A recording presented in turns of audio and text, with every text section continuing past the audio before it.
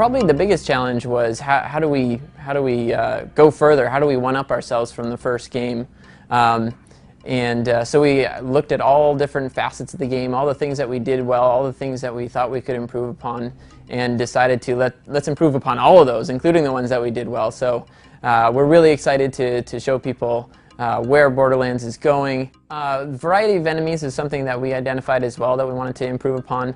And so that's been a big focus for our efforts, and we've doubled the amount of enemies that different types of enemies that you'll see in Borderlands 2 compared to the first game, as well as each one of those, just like the first game, having many different variants that bring different types of gameplay.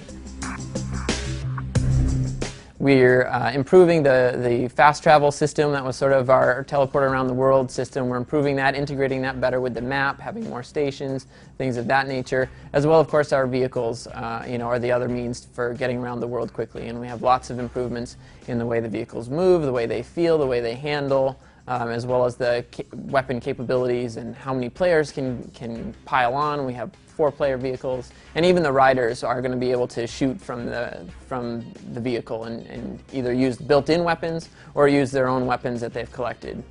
All of these sorts of things should help improve the travel experience in Borderlands 2.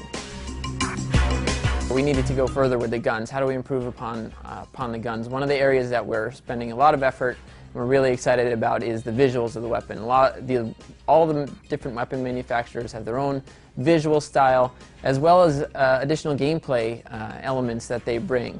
They still have all those statistical nuances that were there in the first game, but a lot of those are now brought forward into the way the gun shoots when you pull the trigger, the way it sounds, the way it looks.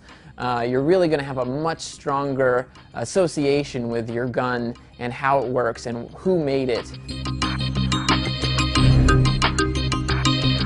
We're doing a lot of interesting things with sort of mixing and finding ways to bring a lot of varied feels and weapon types to the types that we already have. So there's a lot more over-the-top kind of weapons that you'll be finding in the game, that assault rifles that feel like miniguns, guns that can also double as grenades, things of this manner. Co-op is an extremely important part of Borderlands. It was one of our biggest successful features and an area that we feel we really shine. And so allowing players to play together and knocking down as many barriers as we possibly can to allow more players to play, whether they're at different levels or at different parts of the story or doing different missions. We want to break down as many of those barriers as we can so more people can enjoy the co-op experience. In Borderlands 2, we're really going to be exploring a lot more of the different regions of Pandora. We saw a lot of the desert regions of Pandora in the first game, and now we're going to start exploring a lot of other regions. We're going to explore some Arctic regions, we're going to explore some more temperate grassland kinds of regions, as well as some additional areas that like caverns and cities and all kinds of things. The variety of the areas is dramatically improved over the first game. And along with those, of course, the enemies that live there.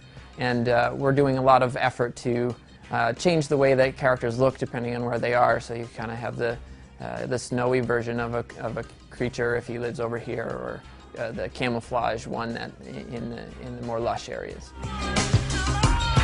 What I'm most proud of right now is the effort on the weapons and bringing all the style and flair that Borderlands can bring to the weapons, and the way they look and the way they feel and the way they sound.